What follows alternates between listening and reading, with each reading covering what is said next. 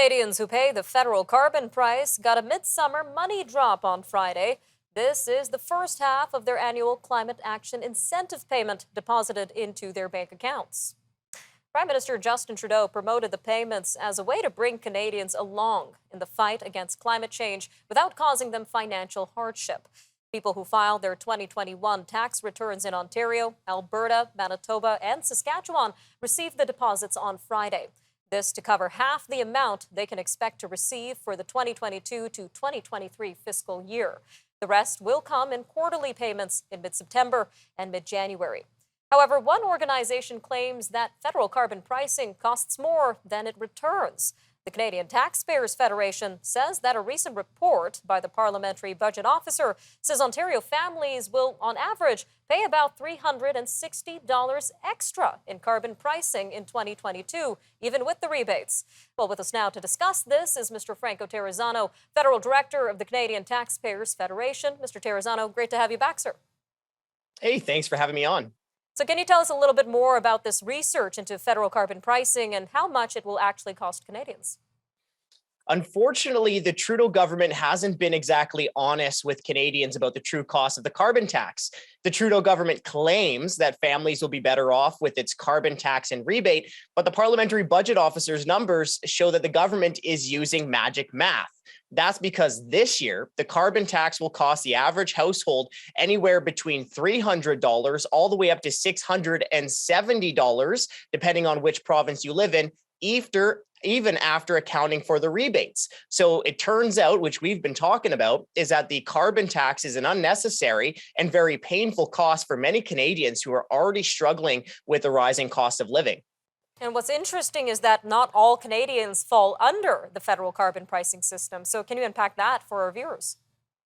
Yeah, that's correct. So what we're talking about, the direct federal carbon tax, is for taxpayers in provinces like Ontario, Manitoba, Saskatchewan, and Alberta. But the other taxpayers in other provinces are not coming out of here scot-free. And that's because the Trudeau government is forcing the other provinces to impose a carbon tax of their own. Now, if we're looking at a place like Montreal, for example, when you include all of the taxes, every time you fill up your car in Montreal, you're paying 6 different types of taxes. The same thing applies in a place like Vancouver. 6 different taxes every time you fuel up, where the total tax bill makes up 75 cents per liter of gas. Now, taking a look at your numbers here, we know the CTF used a PBO report to find these numbers. But were there any additional findings in this report that we should know about? Yeah, there are. And here's the key additional finding is that unfortunately, the big tax bill is only getting worse. And that's because Prime Minister Justin Trudeau says that he'll continue to crank up his carbon tax to nearly 40 cents per liter of gas by 2030. So if you look at from now all the way to 2030, the carbon tax will cost the average household between $6,400 all the way up to $13,000, depending on what province you live in, even after accounting for the rebates. So what do we know so far about where these additional funds are being allocated to address the issue of climate change? Well, the Trudeau government is essentially saying that most of the rebates are just going to be going back to households. Again, it makes the claim that most families will be better off because they'll get more rebates than carbon taxes. But again, the government's own independent budget watchdog shows that that is magic math. And the numbers put out by the Parliamentary Budget Officer make it clear that the average household will, in fact, pay hundreds of dollars more in the carbon tax than what they'll get back in rebates.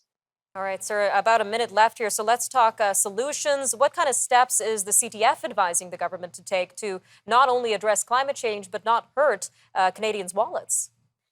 The first thing that we have to remember is that a carbon tax is not a low-cost environmental plan. The carbon tax is a high-cost tax plan. I mean, BC has had the highest carbon tax in Canada for years, but emissions continue to go up. Emissions under the first year of the Trudeau government's national carbon tax also went up. So what we're calling on the federal government to follow the lead of many other countries. President Joe Biden's pushing for gas tax relief. The European Parliament's largest political party pushing for gas tax relief. The Netherlands, Germany, South Korea, India, Italy, Ireland, states states like New York, New Jersey, Connecticut, and Florida, they've all announced gas tax relief. So we're calling on the feds to cut the carbon tax, cut the GST, cut the federal gas tax, and provide Canadians with much needed relief at the pumps. All right, Mr. Terrazzano, always great having you on Forum Daily. Thank you again for your time today. Well, thanks for having me on. When we come back from break, we've got more national stories affecting Canadians from coast to coast as Toronto's mayor speaks about gun violence after 3 separate shootings that occurred in the span of just a few days. We'll have that story and more coming up next.